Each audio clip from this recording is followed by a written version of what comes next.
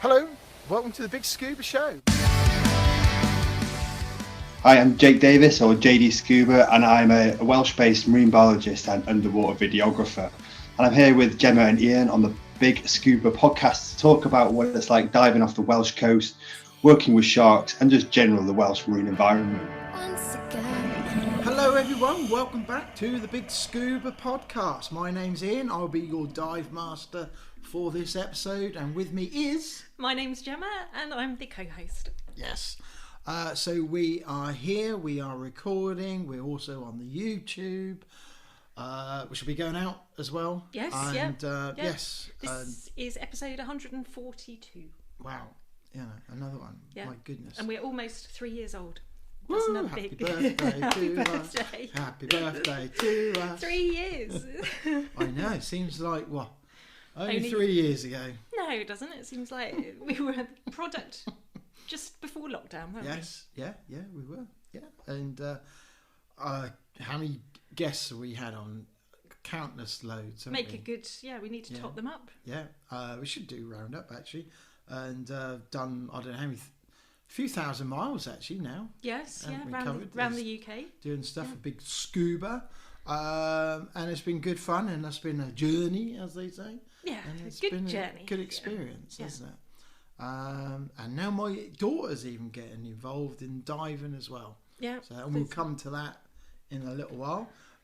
So coming up on this podcast, we are talking about Night at 90. We are talking about diving in full face masks. Our guest, We're Jake talking Davies. about our guest. Talking about a guest who we just spoke to. Mm-hmm. Talking about a guest who we're about to talk to. Yeah, we're organised, aren't we? For once. And also a bit about what we've been up to in the meantime as well. So yes, we've got a bit to talk about.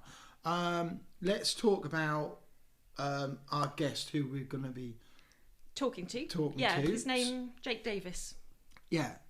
So you'll probably come across Jake before.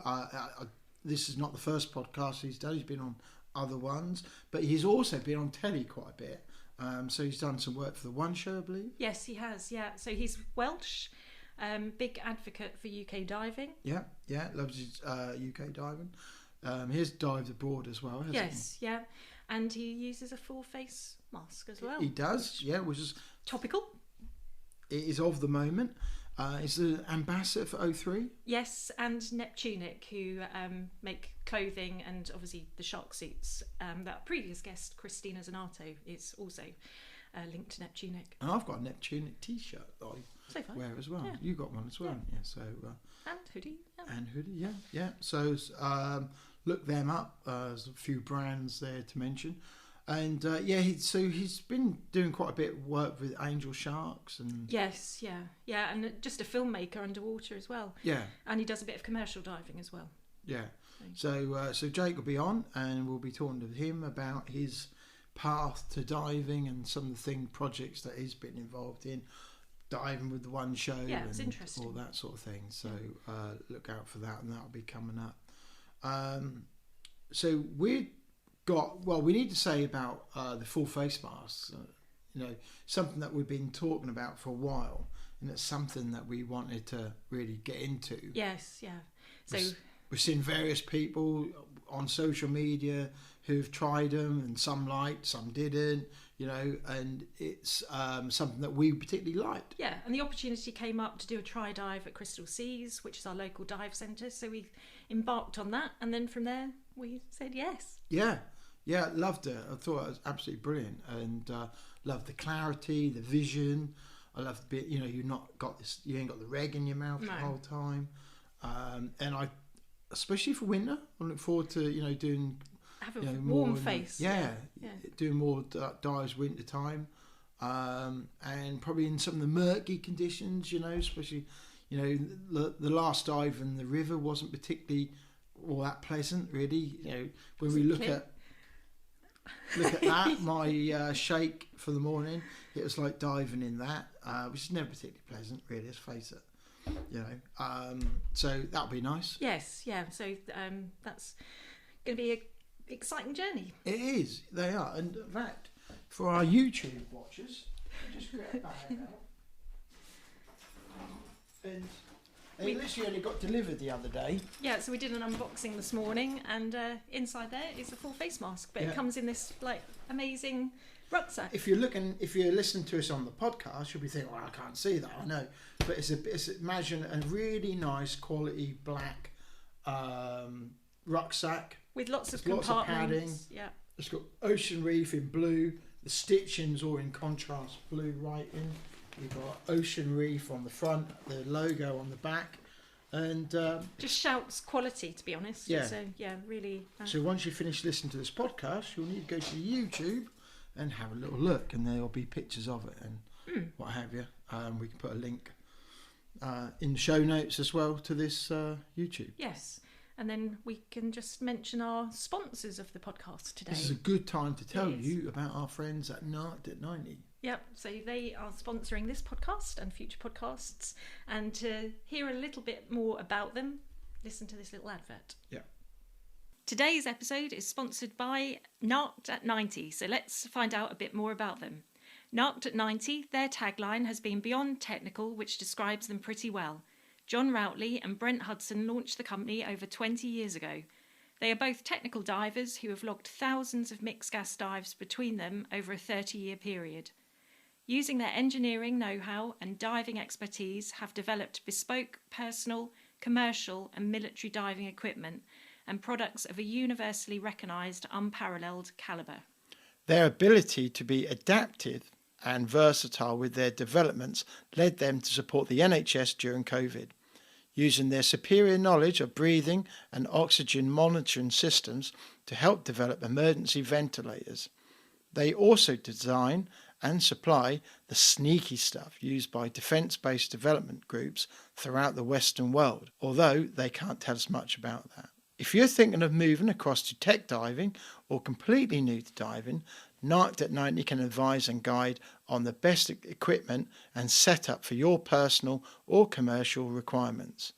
Narked at 90 have unparalleled experience of sheer water dive computers and are the longest serving and sole and UK European service centre for those.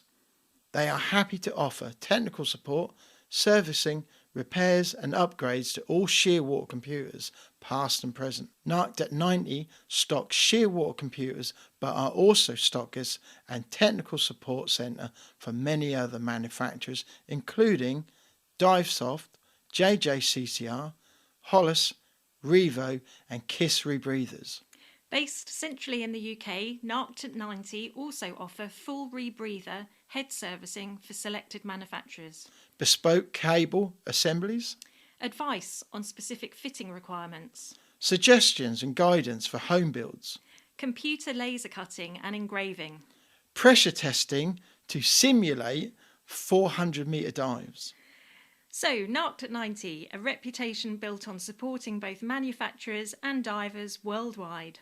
Go to narkedat90.com and make sure you are following their social media to keep up to date with their latest news and offers. Narked at 90, large enough to cope, small enough to care. So that's our good friends at Narked at 90. Go there if you need some help with your rebreathers, dive computers and so on.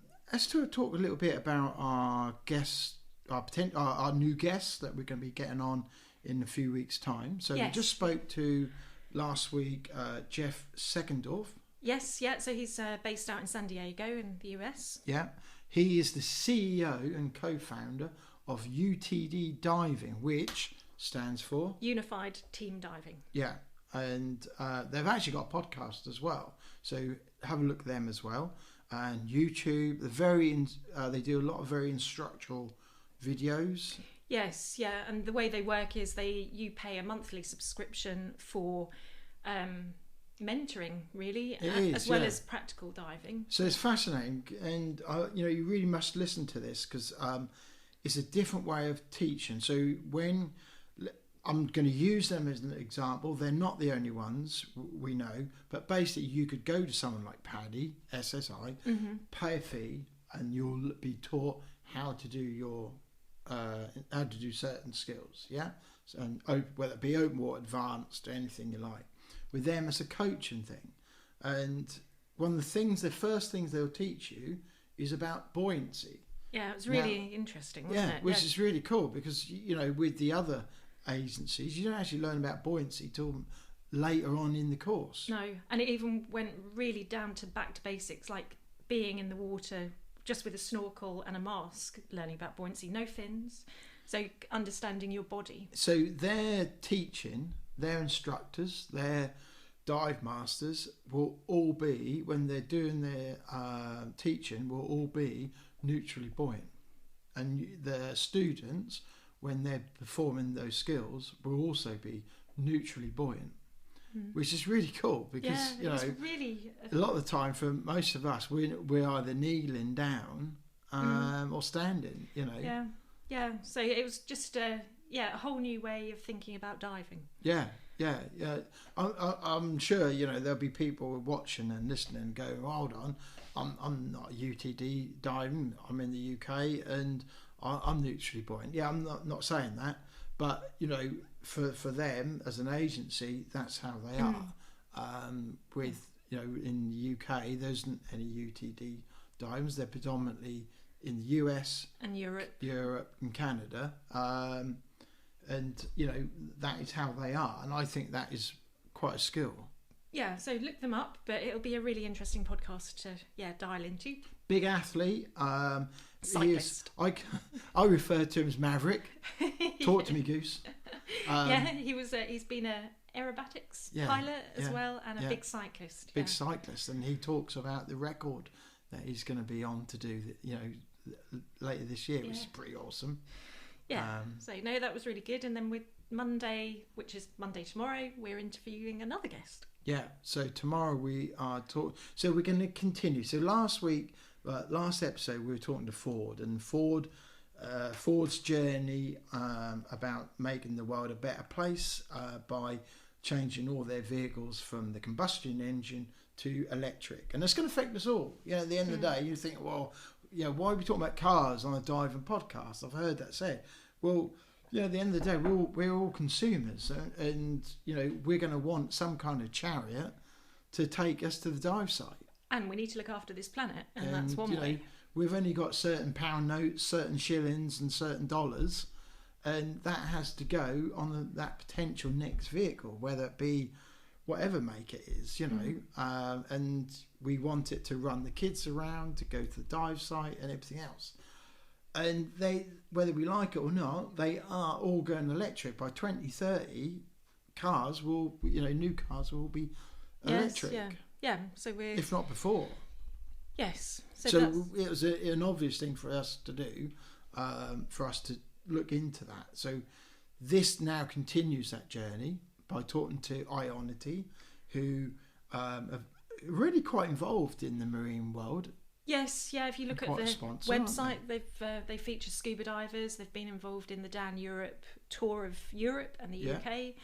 So it just was natural. We had those guys on September time last year, didn't we? Yeah, we've actually, when we had an electric e-transit, we used Ionity for a charge. Yeah. So we saw how their system worked. Same with the Mustang Mach-E. We've also, I believe, used them with the Cougar as well.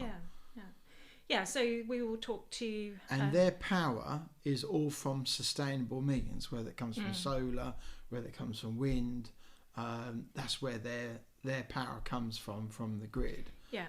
So basically, if you are running an electric car on Ionity charge, you're running it, as near as damn it, on a sustainable means. Yeah, good electricity. So tomorrow, in our infinite wisdom, we're going to be recording in a Mustang Mach-E. Yep, actually inside the car recording. Inside the car, and that will be powered by either battery or the car itself, while we're sitting underneath a windmill. Not a windmill. A wind turbine. A wind turbine. Yeah. Windmill. You know. So there we'll be. So we're going to be in an electric car recording to the man in charge of Ionity in the UK and Ireland underneath one of the turbines. Yeah. So all hand in in our hand. dive gear. We might get a bit hot. We might do. Yeah, we'll have to see how we go. Yeah. So we're going to be in our dive gear doing that, which will be really cool. Yeah. So that's tomorrow. So it's all But exciting also be stuff. really hot. Yeah. Which will also be really cool. Yeah. Anyway. Anyway, so that's what's coming up, and we'll be sharing that, and there'll be stuff on our social media about that. Yeah. Yeah. So Whose crazy idea was that anyway? I don't guess. Anyway, This time last Sunday. Yeah. We'd done a run, and we got in the pool at Crystal Sea Scuba. Yeah, we had our confined water session using the full face masks. Yeah, the boy John Osmond was there, who's our instructor, and Steve Lyons is the dive master. And there was a small group of us, and we started our full face mask journey, or IDM. Yeah, so we'd obviously done a try dive, so we had experienced the masks, and then we went through a list of skills in the water. Yeah, I wasn't in the Neptune. I was in they don't make it now, so it's more of a basic version of a mask. The one I was in. You was in do you remember? Well, again, it was an ocean reef mask. Yeah, both were ocean reef, weren't they? Yeah, the only difference between our Neptune, well, one of the differences between the Neptune 3 and the ones we were using was about the free flow option. Yeah. So with the Neptune 3, they basically don't free flow, and everything's all automated. Yeah. So. But we did various skills, didn't we? Yes. Yeah. So we were in what depth was that? 3 meters? 3 meters? The pool goes down to just about 3 meters. Yeah. So we started with experiencing free flow in different positions, even like in a headstand, and went through those. And John did them, demonstrated them, and then we did them each as well. Yeah, he's a really good instructor. Really puts you at ease. Really good demonstration as well. Really nice and clear. So the next skill we did was disconnect and reconnect our air hose. Our hoses, which is really cool. Also, we did a partially flooded mask as well. Yeah. So by undoing the surface valve. And that kind of let water in. Yeah. And then you did a light, not a heavy one, but a light purge. Because if you do it really heavy on a full, it sort of reverberates around your face. You're getting all this air into your mask, and it's pretty really violent. It does really blast it. So a light little purge clears any water in that's in your mask, and that gets rid of that. And we've also done a complete full removal underwater. Yeah. So literally, we lifted the whole mask off our face. Yeah. And then put it back on. Yeah. And you put the mask close to your face, and at that point you can purge it and you remove the water, and then once you can breathe again, you just tighten all the straps up again. Yeah. So I took mine off and then put my own mask, my other half mask on, and also breathe from a alternate source. Yeah. So as well, did all that. We did an out of air scenario, so that literally was I'm out of air and have to remove the mask, put your normal mask on. Is that what you would normally do? Would you shout that underwater? Why you got the comments? I'm out there.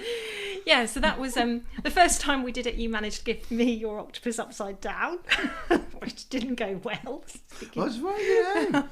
These things are done to test you, and you just don't know. Because obviously at that point I'd taken my mask off and I couldn't see, so I was just looking at great body action. How you shot out the water? I did. Thinking, what the heck's going on? There she goes. Pulled to the surface. But anyway, it was only in the pool. So, and again, that's a good exercise of just slowing down. Yes. Yeah. Yeah. So we've got all those skills to do in a few weeks' time on the length of March at Gildy. Yeah, so I'm looking forward to that. It's, And then we'll be away. Yeah. We'll be it. Well, we can go and dive. Yeah.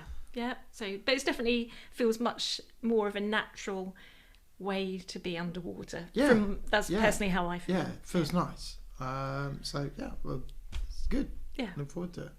Look forward to us doing some stuff. And the whole point of this is so we can, yes, it'll be to, dive in something new, some new skills. That'll be a new way for us to dive. And as Gemma said, you prefer that you ain't got to have that thing in your mouth and all that. But the whole point of it is, there is a point, is that we can start adding some of this into our social media. Yeah. And when we do river clean, we can sort of beep, look at this down here, what we found here, and whatever, things like that. Or we can even use it as lines in the podcast as well. We can mount GoPros onto the top, so there's going to be it's just adaptable. Bear with us, because obviously this is a whole new skill level and technical level that we've got to learn. Yeah. But hey, it's a journey. It's a journey, and we have to start from the bottom up. We are, and we hope you'll be along with us to get the understanding and see what it's like as well.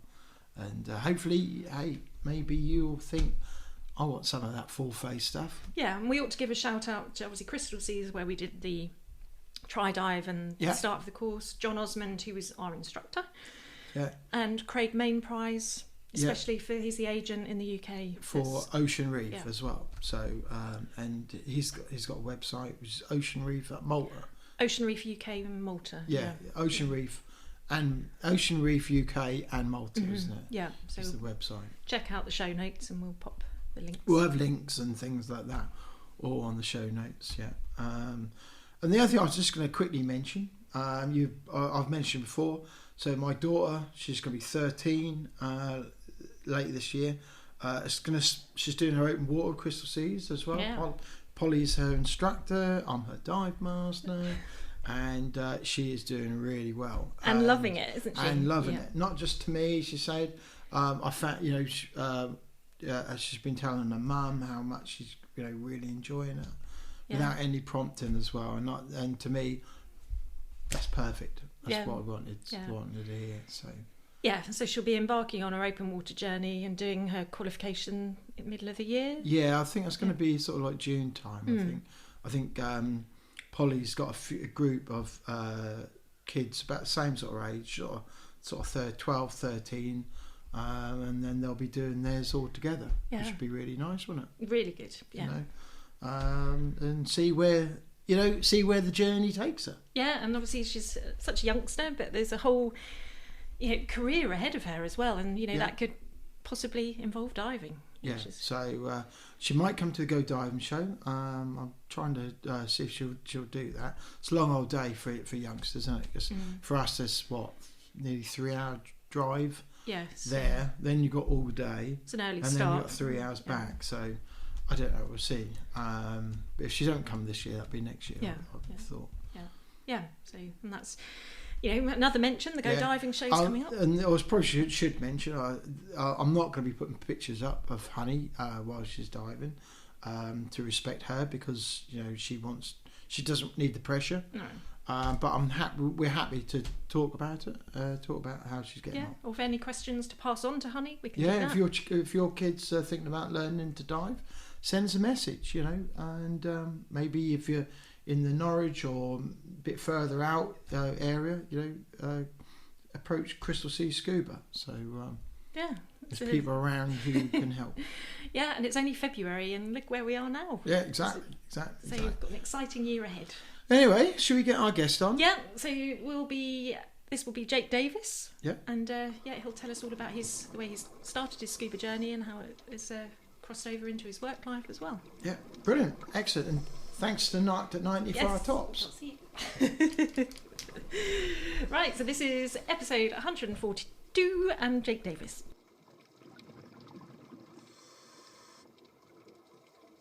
Jake, welcome to the BiG Scuba Podcast. And would you like to just sort of give a brief summary of who you are to our audience?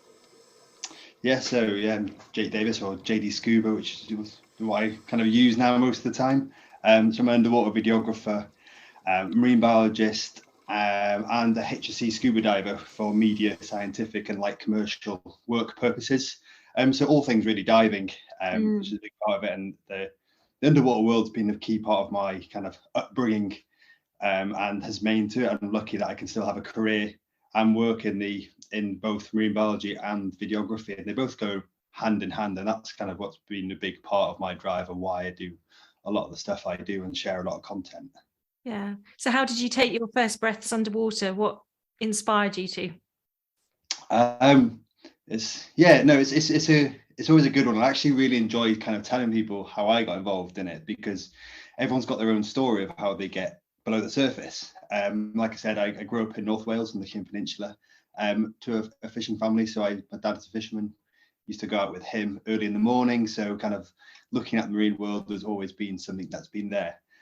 Growing up then along the coastline, spending a lot of my time going through rock pools, as a lot of kids on the coast do, a lot of time outside, and in the summer when it was warmer, snorkeling. And for me, it was lucky that on the north coast of the King, we've got one of the biggest seagrass beds in Wales, where I spent many hours in the summer snorkeling it, not knowing what it really was. To me, it was could just be seaweed when at that age, about between 6 and 14 years old. And then progressively over the years, spending more time underwater, not really knowing how to get into diving. I always thought diving was something you saw on the TV, and it was something that you could do overseas. And I was like, cool, that's really cool. But hey, I might never do that in the UK. So I carried on snorkeling. And it wasn't until I was about 15 that someone mentioned there was a local dive club. And I was like, cool, that sounds amazing. It must be doable. So got hold of them, signed up for a try dive, and went for a try dive in the club. And yeah, as soon as my head underwater, I was like, this is it. This is what I've been waiting for. This was what I needed. Snorkeling was great. Loved the connection with the water and things with the free diving and snorkeling, but it just wasn't ticking the boxes, whereas diving straight away. As soon as that happened, ocean diver, tick. Sport diver, tick. Ended up doing my HSC 2 years later when I was I went to university to marine biology, found out about HSC, finding out that was the way you get a career in it. So I was like, got to get that course done as well. And I got that done. So then from there onwards, that's just kind of been the progression, and just enjoying every single bit of being underwater.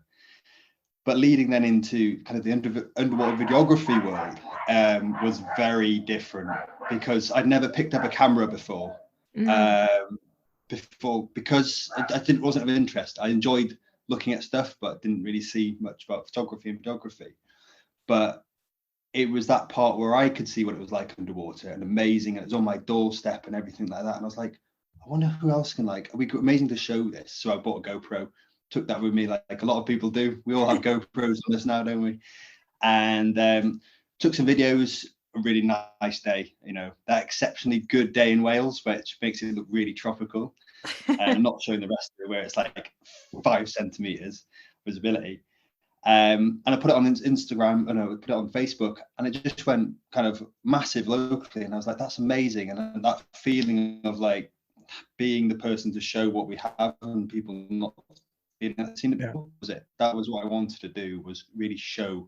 And that's where the underwater videography journey started, was just showing people what we've got and being grateful for. That's our doorstep. That's amazing. It's powerful, isn't it? Because you got all these things on your doorstep, and for a lot of people, will never get to see it. And so, in some regards, it's quite a privilege to be able to get underwater and see those things, and then share it with your community and wider community. And that is literally the sentence I use all the time. That's the whole point. I do a lot of this, is kind of making this underwater world, making what we are on our doorstep accessible, because as a diver, I'm really fortunate that I can do that. And we're all fortunate we can do that. Some people might not be able to, but by bringing it with the new technologies and new things like VR, bringing it and making it accessible, now getting that feeling in the headset, best thing. And just anyone who says or replies back or says a comment saying, I really enjoyed that clip, that means more than anything else. Yeah, it's just another dimension for people to, if they can't put their heads underwater, they can, you can do that communication to them. And it means a lot to some people, and it's amazing that they really enjoy it. And that's definitely the driver. So what part of Wales are you based? So I'm right on the north western, so on the King Peninsula. Right there on the tip, which is it's it's an amazing little place. Luckily, both sides of the peninsula, we got quite nice options to dive. So you must get fairly big tides along there, do you? Relatively. The south coast is quite nice. You can dive that most of the time. It's very sheltered, but not very deep. If you go onto the north coast, or onto the right at the end where Bardsey Sound is, where it's famous, where it's got 9 currents kind of coming together, it's a different ball game altogether when you're diving those spots. It's some real fast drift dives. I mean, you're doing drift dives there and you don't see more than 3 meters in front of you. It makes it interesting. For sure. Yeah. It's great. That piece of water is famous for its, like, you know, turbulence and being a difficult sea come down there between Ireland and Wales. So I can just imagine the diving must be pretty challenging at times. Yeah, there's definitely been times where you just got to be extra cautious, and slack here as well doesn't last long. So when you're diving from the wreck, we've got maybe 25 minutes to try and get 2 waves down, trying to get there, and then the last group who go down there guarantee that they're going to come off the wreck and do a drift dive from there. Really? So that's good, but it's also right at the end is where the water where there's a lot more current running, but also the depth kind of drops off. It can drop down to 45 quite quickly, and there's quite a lot. Well, as many people refer to it, it's like a washing machine. And I know, for Touchwood, I've been okay, but I know of friends who have kind of had that proper washing machine experience, and it's not the place you want to be caught out. Yeah. No. Yeah, and it just shows, you know, the diving should never be taken lightly, you know, wherever you are, inland or in the sea as well. It's definitely in the sea, because you've got to do your research, haven't you, with a lot of these places? Yeah, and for sure that these are places that I'm lucky that I'm in a dive club that I've been diving here for years, so they know these places really well, and their years of experience really shows. And I wouldn't dive these places without them, because you're going to give them a shout out. Yeah, no, so the Clean Tobacco Club. So yeah, we're a really small club, probably like maybe 10 active members most of the time, but it's great. They know the area really well. Yeah. Cool. No, that's really good to hear. And it's good to really hear that you're passionate about your roots and where you came from, and still, you know, sort of diving there. And you know, that's really good for the people around in your community to see as well. Yeah, 100%. It's people that I've grown up with, and people I work with day to day on the marine biology work, such as Angel Shark Project Wales and Project Shark, and they appreciate it, because we end up conversations about endangered shark species and learning from each other. And then I'm like, oh, you fish there, let me show you what it's like when you're underwater. And they can describe the areas to a T, and they've never seen below the surface. And then I show the video, and it's like, oh, that's exactly what you just said. And it's really cool to share that knowledge with each other as well. Yeah. So you mentioned sharks, so that's a big passion of yours. Yeah, I'm going to say it as it is, really. Back when I was just starting to get into marine biology, or marine biology was something I wanted to do, I didn't want to be the cliche marine biologist. I said it quite a few times. I didn't want to go be that one who wants to work with dolphins, sharks, turtles. It's something that people will get into marine biology for. I was just interested in everything. A lot of my work still does work on seagrass habitats, which are amazing habitats, and they're really cool. But I've just been really fortunate in terms of where it led me to working with sharks in Wales, which is angel sharks, one of the rarest sharks in the world. And it's just been a real honor, and I've ended up being a cliche scientist working on sharks. But it's been amazing. A lot of the work that I do is actually working with communities and having that kind of feedback element. So we work very close, and it's almost like a scientist fisher. We work collaboratively all the time. So it's really exciting to have that project work. Yeah, no, that sounds really great. So have you travelled around the world diving? I do a bit. I've recently just got back from Egypt, literally 2:00 yesterday morning. Oh wow! Where were you then? I'll tell you the story. Actually, you're going to enjoy it, because it didn't go to plan. And diving, it doesn't always go to fully plan. So I went out there to do my REVO rebreather course. Which was amazing. So I was on the 3rd day of the course, doing our bailout drills, doing everything in 10 meters of water. And the course was cut short this day because as I was there, my mask started to go dark, and I was like, that's weird. Suddenly realized it was actually filling with blood. Because I ended up having a nosebleed at 10 meters, and it was like not a little one, it was a full-on nosebleed. And I was like, this is not good.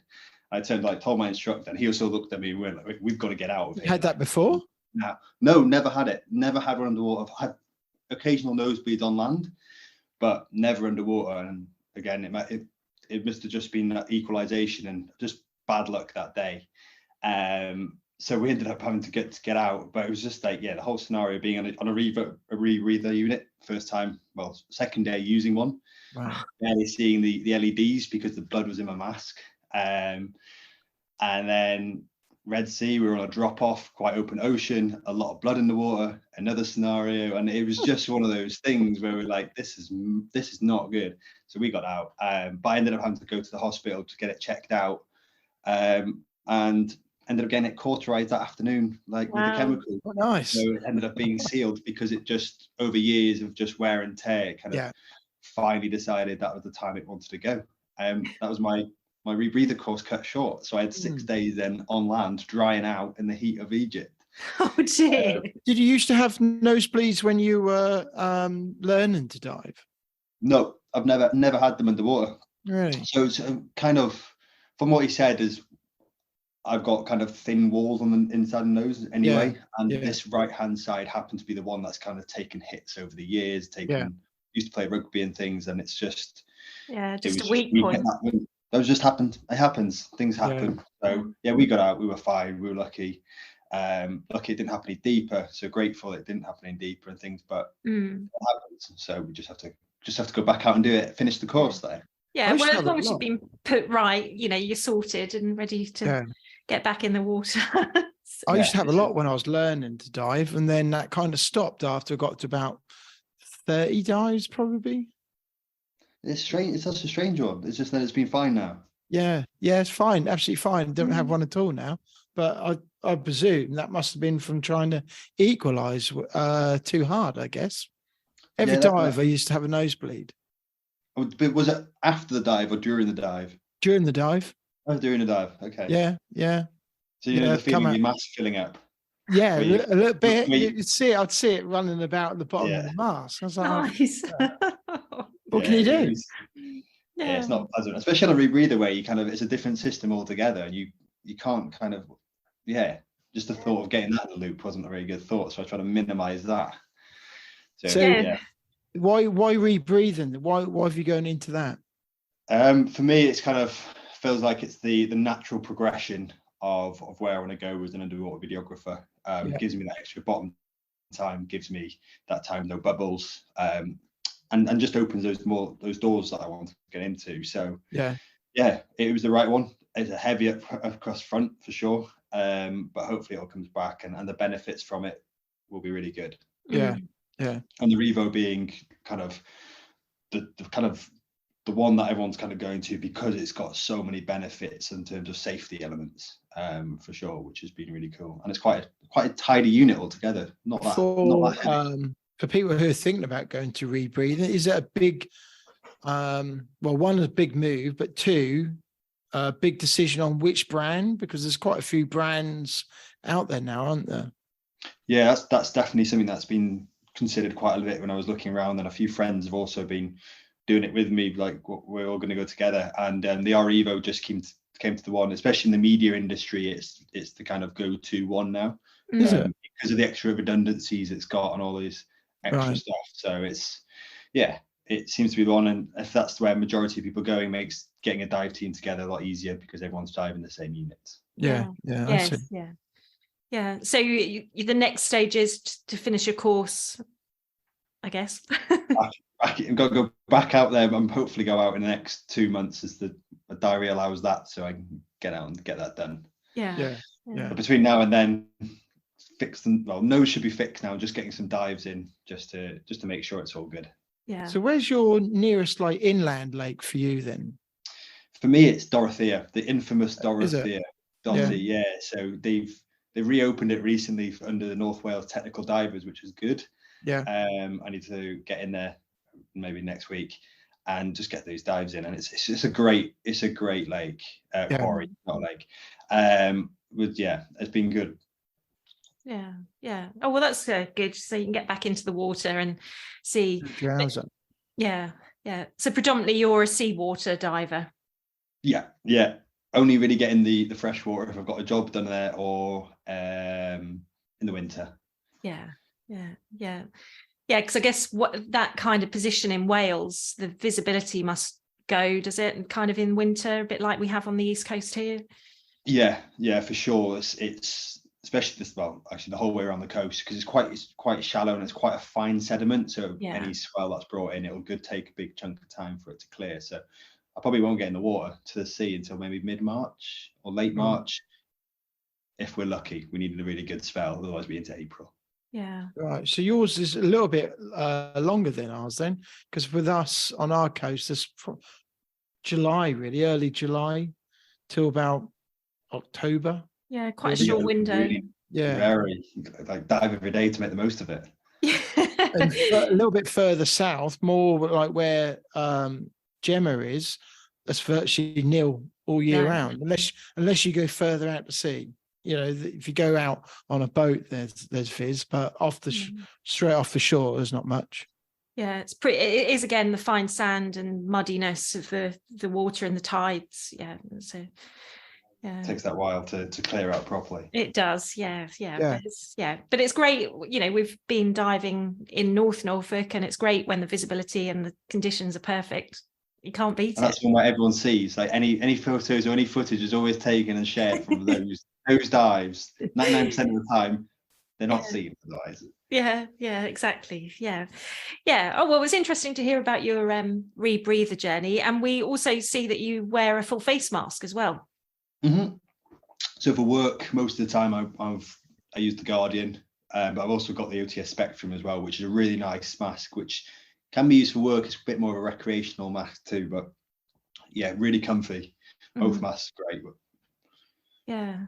What makes you make the move? I spend my time between them. So for work, I'll have to be using it because of the comms units and things like that. But for recreational, it depends how I feel. If I fancy just going for a full face mask and keep a bit warmer, then I'll do that. Otherwise, most of the deeper dives I always do with the half mask, just because it just generally always feels that safer point rather than doing the full face one, because bail out systems and stuff. Okay. Yeah, because we've just started our journey into full face masks, and looking forward to it. You know, from a recreational side of things. Yeah, no, they are really good. They are comfy, and it feels a lot more natural when you're breathing and things, and you don't get the jaw ache in the colder water. Yeah. Yes. Yeah, no, that's exactly it. Not having a regulator in your mouth, you know, and being a fairly new diver, it was a really pleasant, nice experience. Yeah. It's quite an interesting point, though, I thought you've just said. Sorry to go back to it. So you're saying that you don't really feel safe in it, particularly deep dives? Yeah, I just like the kind of comfort of knowing it all depends on the bailout system. Right. So if there's a proper bailout system where you want to switch block, you know, you can switch to gas. Otherwise, if something happens on a full face underwater, your main bailout's going to be take it all off. It is. Get your octopus, get your mask, and do the full thing, which is fine, but it has to be rehearsed to the T. And if you're doing that down at 30 meters, it's a very different story. Yeah. So if you're doing deeper dives where we're doing filming like that, we have the proper bailout system that will have the independent one, and you just switch supply and that's it. And it's great, but you still have that one point where there could be a 1 point failure with a full face mask. But yeah, overall they're amazing masks and they do a really good job. It's just that when that standard bailout one is just kind of something you have to rehearse and make sure you know really well where your mask is and things. If something does go wrong, it's unlikely it does. Yeah, and especially if you're in a work environment as well, that's even more important, isn't it? It's just to sort of be prepared. Yeah, even though like some of the inshore commercial work I've been doing is like 2.5 meters of water, and it's like, oh, just pop to the surface. No, was it? And you know, just going back to your scuba journey, when you said that you knew that once you were underwater, that was what your career was going to be. It, you know, that's just so amazing, and you know that what journey you're going to go on then. Yeah, it was kind of. There's two routes, wasn't there? There was the marine biology route, which I was already establishing and I was already going on, which was lucky with the sharks and things. And then the diving route was something that I ended up like, I suppose it's more finding my way and finding a route around it, because no one really tells you can work as a diver, and unless you're doing sat diving or doing commercial work or you're well done, you can do that. Didn't tell you about the other options, which are great. And that's kind of I found it out as it's just going by, finding out about the filming stuff, finding out what TV work, finding all of this stuff, and I'm making a way for myself that way, which has been amazing. And it's a lot of learning curves. You find out a lot, but the diving world's full of amazing people, the connections, and everyone's always keen to help out and have chats and things and provide guidance. And I think that's really nice that there is that community. Yeah, definitely. Yeah. And you never know where it's going to go either. No, and it's like, if sometimes I've been fortunate where I've been asked to do a job and I know other people who are free to do the job, I'd bring them in, and vice versa. It works the other way around. If they need an extra diver, I'll go in and help them. And it's really nice that you can build up these different teams with different skill sets and everyone works together, because at the end of the day, there isn't a huge amount of us. And if there is work out there, you need extra teams, then it's great. Yeah. So what sort of thing are you working? Can you tell us what you're working on at the moment, or what you've done in just recently? What have I been doing?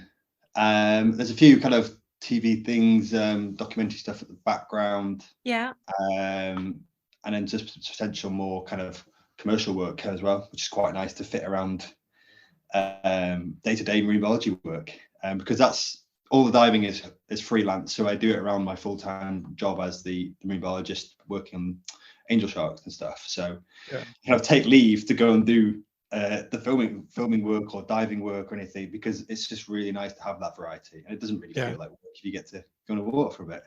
No, that sounds great. So you've spoken about Egypt. So have you done any cold water, Arctic, Antarctica kind of? No, so they are on my list. So I do a bit of work with the dive magazines and things, and we were having a chat the other week, and kind of that's somewhere I really want to go, and I really want to do some kind of either videos or stuff, or go to somewhere that most people want to go to tropics, which is great. I love the tropic diving. But it doesn't have the same feel. I'd love to, one of the trips, hopefully the next year or so, go do Norway or Vancouver or St. Lawrence's River on the east coast of Canada. Somewhere like that I find really exciting, really different. And I think I suppose we're used to it in the UK, the cold temperate waters, that they are actually full of life, and that's what surprises people. And the videos I've seen from Vancouver look incredible. That sounds amazing. So do you get interested with wrecks? Partly, not a huge amount. If there's a wreck there, I'll go and sit and have a look and appreciate the wreck and the history, because I like the history part of it too, but not full on looking just for the metal part, really. Yeah. It's funny, with some of the people we have on, and some people seem to be they go one way or the other, really. And sometimes they'll cave diving, or sometimes they'll just wreck dive, and that's what really turns them on. And then sometimes, like yourself, they prefer the animals and seeing the life, and seeing, investigating that. Yeah, and for me, for the animals, I actually put up a post earlier on social media. It's quite funny. It's happened twice today in this conversation with people, is it's kind of again where the marine biology world kind of fits into this, is enjoy filming animals, and everyone enjoys looking at the cool charismatic stuff. But I spend so much time on a dive looking at sand to go and find the smaller stuff, to film the small stuff like gobies. Yeah.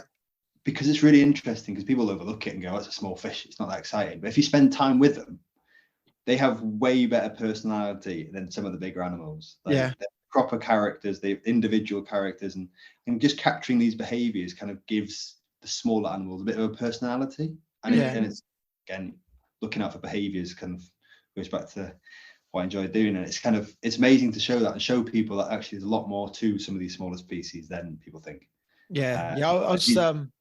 I've been telling my daughter, because she's going to be learning to dive this year, and she's going to be 13 this year. And I was telling her about one of the dives that we do sometimes at the Farne Islands, and I think it's blue caps. I think it is, and it's quite rocky, and it's not all that deep a dive, but usually the floor is just covered in hermit crabs. And it's just so funny, because you just shine your torch at them, and all of a sudden they're and then you see them all scurrying around, and it's fascinating to watch. You see these little crabs and shells all sort of running around, and the starfish and things like that. And I was explaining it to her, and her eyes were lighting up. And I said, it's just so awesome to, you're only what 4 or 5 meters deep, and it's just amazing to watch. You can spend like quite a lot of time, especially hermit crabs. They're actually known to have proper personalities, though. Yeah. And like if you watch them a bit, they'll end up like attacking each other for these shells. And what they do is they literally knock at the back of the shell, and they end up like forcing one out, and they flip out and get the shell. So yeah, I'd probably be the other person sat there, a bit like a seal swimming over my head and everything. I'm just there watching a load of hermit crabs. Brilliant. Love watching them. Yeah, and we just have such amazing, around the UK, the wildlife is just awesome, isn't it? And I've never dived abroad, and what I've seen here is just, that blows you away. Yeah, like I've been fortunate to have, away from Egypt, which was amazing, been fortunate to do like the Maldives and places, and I did Maldives this time last year, really. Wow. Where specifically went to Formula, south of the Maldives for the tiger sharks, and wow. Yes, if you ever get a chance, just go there. It really blows your mind when you're in the water with multiple tiger sharks, which are 3 meters plus. Wow, big sharks. They're actually really peaceful to be with, really calm. Like they just get that negative perception all the time, but to be in the water with it and have a first-hand experience, it's the most calming thing ever. It's more calming than being in the water with a dolphin. That's one way of explaining it. It was just like really peaceful. And you got to be vigilant. Like anything, it's a wild animal in the day. If you turn around, they will test you. They will come behind you and try and knock you or tap you at the back of the head. But that's part of what they do. That keeps you on your toes at least. But yeah, that was an amazing experience to do. And yeah, they're great sharks. Yeah. No, I think we've spoken to a couple of people from there. Humpty, just saying, yeah, and she was just enthralled by it all and just so enthusiastic. Yeah, it just sounded amazing. That's where chaff come from as well, isn't it? Yeah, the Maldives. Yeah. So it sounds an amazing place for just the diving experience. Yeah, that's the thing. I'd definitely go back just to that spot and do a couple more days diving there. And I was unfortunate I didn't see a thresher shark. But there's a running joke that I'm really unlucky with pelagic sharks. Like I can film the rarest black sharks in the world, not a problem. When it comes to blue sharks or threshers, only these pelagics, it's not going to happen. You're a jinx. That's it. It's like everyone comes to, like, quite often a lot of people come to Wales, go out to the Celtic Deep, dive with blue sharks. I'm now on my 5th attempt to actually get in the water with blue sharks. I've filmed the flapper skate in Scotland. I've filmed an angel shark in Wales, and I just can't get in the water with a blue shark. Yeah. What about the basking sharks up in Scotland? Have you done that? Nope, not done that either. No. One day I'll get them. Because that looks an amazing experience as well. It's just I don't think we can do it anymore. I think because they're a protected species in Ireland, but when it was it last year or a couple of years ago, when they had the massive aggregations along the west coast, it was some incredible scenery. Yeah. Bet. No, just amazing. Yeah. So you work with we've seen brands, so we see you on O3 posts and Neptunic as well. So is that all sort of tied up with kind of along your journey? You've tied up with brands as you've gone? Yeah, it's been like, it was a real honour when O3 asked to be like an ambassador for them. So I teamed up with them, and amazing dry suits. I've got hold of the MF5 for Egypt. Diving in Egypt was interesting in a dry suit for sure. But yeah, it's been great. And Neptunic again, working with them with all the shark work and things, and Sunto being really good. So we tried out like the Eon Steel Black and the D5, which are great computers to be using. Yeah. So have you ever dived with Christina Zanato? No, but she's going to the dive show this year, so it'd be cool to have a chat with her. Yeah, because we've interviewed her a few times, and obviously, with the shark connection, it's just amazing what she does. Yeah, Bimini is up there on the list. I know quite a few people who've worked out there and connections, and been in contact with Gillian, who is also Sharks for Kids. Yeah. So hopefully we can get out to Bimini one day. It'd be an amazing place to visit. Yeah. So many places to go see in the world. It's just not enough time. Oh, I know. You just got to make time is the key. Even the key in thing. the UK. Yeah, it's true. That's why I don't go away between June and October, because I'm just dedicated time to the UK. In the winter, that's fine. I can go away because you're not using at the time, which is very limited. Yeah. Can't get in the water. So that's my things, my rules nearly. Yeah, no, it's very true. Yeah, and you've got to make the most of what we've got on our doorstep as well, and especially to inspire other people to, you don't need to be a blue water diver. You can get everything that you need and see in our waters. Yeah, and that's what I said to a lot of people when they ask about getting into diving if they're UK based. I'm like, don't go overseas and do your holiday and spend 3 days on your holiday doing a diving course. Do it in the UK. Use that time. Just challenge yourself nearly, because it's not going to be as easy as going out to blue water. No. And enjoy the cold, enjoy it, and learn to enjoy it, because you'll appreciate that blue, warm, turquoise, clear water so much more, and you don't have to spend your holiday doing a course. Oh, so true. Well, one day get to see what blue water is. Lovely. It's you'll come back to the UK after that holiday and go, I still like the UK though. It's really good. Yeah. I think UK dive will always be special. I think I can think of my first trip to the Farns, and that will always be a special place, I think, because it's not just the diving, it's the landscape as well. It's just lovely getting up there. It's just a really nice weekend, spending it with friends who who are fellow divers as well. Yeah, and the Farns is on the list. It's been on the list for a couple of years. Yeah, and I need to do it. So, have you been to Lundy? No, it's also on the list of places that I need to go. So, yeah, hopefully I can get to Lundy. I was speaking to Miranda Christophernikov to see if we can, because she spends a lot of time there. So, yeah, I'll check with her and go down there. If you go to Lundy, then you must look up our good friends down there. Yeah, Lundy Diving, Hi-Ho Charters. Yeah. Yeah, Sam and Ben. And try and get a weekend diving there with them then. Yeah. No, we did it this last year just gone, and it was just amazing. Yeah. Really stunning. Yeah. Huge time. I heard a lot about it being really good down there. Yeah. And have you done any Scottish diving? Because we did a lock this year, just on a recommendation, and that was amazing. That was awesome. It's great. I've been three times, but all for different work jobs. Well, one in Orkney, which was didn't get to see much of the actual place, but some underwater shoot. Did Loch Craignish just south of Oban with Project Seagrass and worked there, which was really cool. Okay. And then for another documentary that's coming out soon, hopefully, we were filming in one of the lochs there to film the flap escape, which was a real challenge down at 30 meters trying to find flap escape. But we did film them, and it was amazing to see. You're trying to film what? Sorry? Flap escape, common skate. So they're the world's largest skate, going up to 2.5 meters wing length. So they're big. Wow. And Scotland's kind of like a really good place for them. Luckily, so a lot of other places they've kind of either they're no longer present or they're really declined. So the west coast of Scotland up to Orkneys seem to have a relatively good number or good population. So when I had that chance to, when I was asked to go and film them, I was like 100% I want to go and film this. This skate species that's found really dark, muddy areas. So when you hit the bottom, there's just silt, and you just it was great though. It was so worth it. So done a bit of Scotland diving, but I'd like to do a bit more, and kind of more of the really clear water lochs would be good. Yeah. So what plans have you got for the future? Good question. I'm quite open-minded. I'm always kind of open up to kind of different opportunities and different challenges too. So continue more work with some of the TV stuff, especially the Welsh channel. So hopefully I can push more on the Welsh TV channel. We've done a few things in the past with them. So that's on the cards.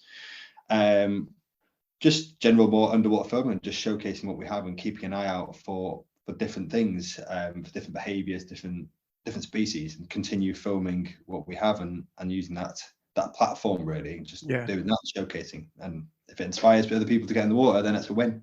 Yeah, absolutely. What do your parents and family think about all this that you're doing? Do they any of them dive?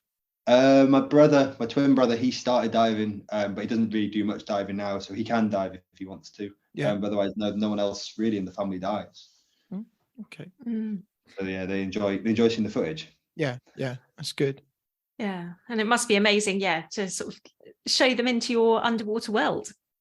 Yeah, that's the thing, and they're all super supportive. So we like to give our listener a bit of a life hack or a bit of a nugget, Jake. Doesn't have to be about diving, but if it is, great. Do you have a life hack stroke nugget that you could give our listener? I think it's kind of all a top tip. Or it's more of a thing kind of for yourself, is like that you're definitely more capable, that you can do anything if you set your mind to doing it. And 100% sure, like there's no ceiling above you. That the only person at the end of the day is like stopping it is yourself. And I've definitely learned that a lot more recently. And if you want to do something, just give it a go. The worst thing that can happen is it doesn't go ahead, and that's it. It's fine. It wasn't the right thing, but it might happen later in life. So yeah you're definitely more capable of doing things, whether that's been your career or physically. And both of them, then I definitely learned a lot that doing like triathlons is when you're 6 hours into nearly finishing something that you didn't think you could do it, but you're actually a lot more capable than you think. No, that's really good. So it sounds like fitness is a big thing for you. It's been a big part of my kind of life. When I was younger, I used to do a lot of sailing, so we used to represent GB and Wales nationally and internationally. So before my career kind of started off through school, that was what I was doing. That took up a lot of my time. That was my passion, was competing sailing with my brother.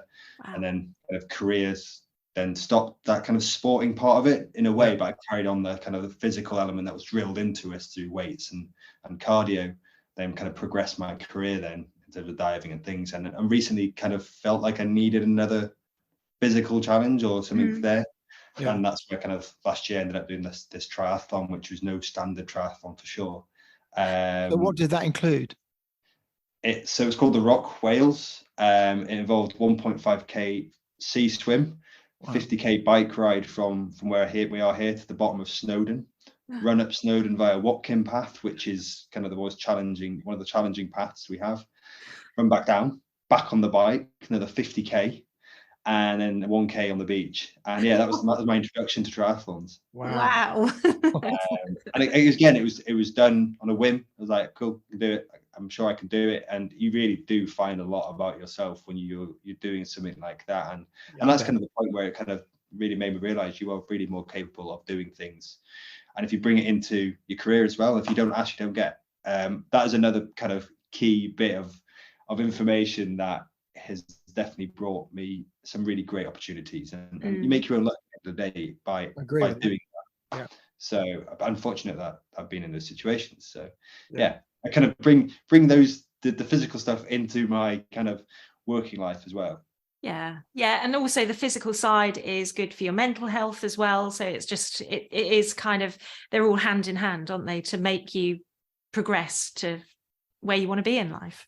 Yeah, 100% sure. Like, and also it gives you a bit of time to think when you're going to do a long run or going to do something. Or put things into perspective of what you want to do next, or which direction you want to be going. No, excellent. That's really good. So one of our other questions is, if you could take 3 people diving, they don't have to be divers and they don't have to be present, they could be people of the past, but who would you take diving, 3 people, and why? So I saw this one and I read it and I had to think about it, and then it kind of comes back to my own morals or beliefs of being a diver. Is there would be no one specific that I would want to. I kind of feel like I'd always want anyone or whoever's willing to come underwater, because it's giving them that opportunity to enjoy what there is, but have that privilege of going below the surface. And that kind of would be the way I think about it and still do it, is anyone. And if it goes to in real life too, is if anyone ever wants to come for a dive with me, I'm always open. If I'm around, then I really want to show people what we have. Yeah. No, that's really a great answer and a different one we've never had before. I was just going to say that is a very different way of answering. And I totally agree with Gemma. Nobody's ever said that, have they? No. But that just makes it the whole diving thing, it's not, it is completely inclusive to anybody, no matter background, ability. Anybody can give something a go. And like you say, there's no boundaries, there's no ceiling, there's no limits. No, they're all connected one way or another, these kind of different parts or beliefs or morals, I suppose, the way I think about it. Yeah. Brilliant answer. You seem a confident guy. You seem like you've got everything in hand. So what gets you out of your comfort zone? Oh, you don't see the background, do you? With everything kind of juggling in the air and everything like that. Case. It's just like, no, is it behind? I thought you meant your picture. Mind, a lot of stuff that's going on there. But yeah, I'm quite a calm person really overall. I suppose. Yeah, I think I always try and put myself in a out of my comfort zone one way or another. I kind of, the little things like, well, for one thing I don't like at all is heights. Not a big fan of that. You got Snowdon on your doorstep. Yeah, that's fine. I can run that, but things like standing over I don't know, on an edge which is like 100 meters, yeah, they're just vertical drops and things. I can't do them. Or bungee jumping, not happening anytime soon. So that would definitely get me out of my comfort zone. But again, like little things like public speaking, it's something that I've grown to kind of enjoy, is the way I'm trying to put it, because you're kind of using that nervous energy to try and enjoy it more and putting it out there. So again, that is an uncomfortable place for me, but I also enjoy sharing people and using the opportunity to talk more about it. So it's trying to make the best out of a situation that's slightly uncomfortable. Good. Yeah. Good. Yeah, no, that's great. So one of the other big questions is, if you had a billboard that you could put out to the whole world, the whole planet, what would you put on your billboard? And it can be a picture, it can be a video, it can be a statement, anything. What would you put on there that says something about you or what you believe in? Just a show reel of what we have of the doorstep, just out there. Compile a new updated 4K version and then I'll put that on the billboard. Excellent. Yeah, no, that's great. Yeah, because anything that, local is best, isn't it? And if you can inspire, right at the heart of where you are, then that's a start, lays the foundations. Yeah, that's the potential. Yeah, I've got another question for you. So your go-to camera for underwater, what do you use? What do you recommend? At the moment, it is the Panasonic GH5. Yeah. Which is definitely more of a video camera than stills, but stills are pretty good. But I do have the GH6, which is currently dry. I'm waiting for it to go into a housing, which hopefully will be done this season. And yeah, the quality difference is going to be good. Got 4K footage at 120 frames per second. So all those little small animals can be slowed down properly, high quality then. But you need some piece of kit then to deal with that file size, don't you? Yeah, treated myself to a new MacBook Pro last year, and that's definitely helped with editing a lot of the videos for sure. Yeah, brilliant. Yeah, they're good. Yeah, and do you do all your own editing and putting your footage together where you can? Yeah, so I do all of that, and currently sat on a few other kind of mini films for some organisations that are edited that should be out soon as well. Yeah. So for our listeners, if they want to find more about you, where's the best place for them to go? To either Facebook or Instagram or even Twitter under JD Scuba. Luckily, no one had taken that name, so I've got all that name on all the platforms. Luckily.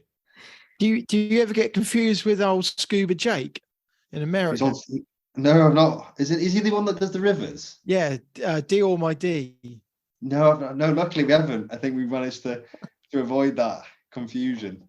Yeah. No, well, that's good. Well, we'll put all the links in the show notes so people can click and find out where to find you, and sort of see your footage on Instagram and Facebook. Yeah, cool. There'll be more. There's always more. Yeah. No, it sounds like amazing. You're just like full of energy and sort of banging the drum for the United Kingdom and our coastline. It's great. Yeah, and just kind of inspire hopefully the next generation to get into it and enjoy what we have. Yeah. And if they can equally make a career out of it, then 100% backing that and provide any advice. Yeah, and you obviously mentioned snorkeling. So for any maybe youngsters or even adults thinking maybe they don't want to, they're not sure, but would you recommend snorkeling as a good way to start looking at what we've got under the water?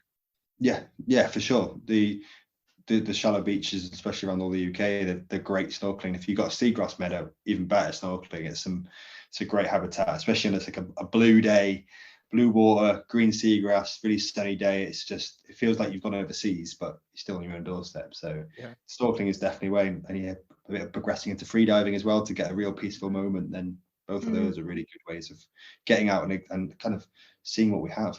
Yeah. So free diving, is that something that you do as well? Yeah, so I do a bit when I get a chance to do it. It's quite nice actually to kind of not lug the heavy gear around, just get the camera, get in the water and just enjoy just chilling and just relaxing, especially like in an early morning before work. If I can do it, it's nice to do that. Yeah.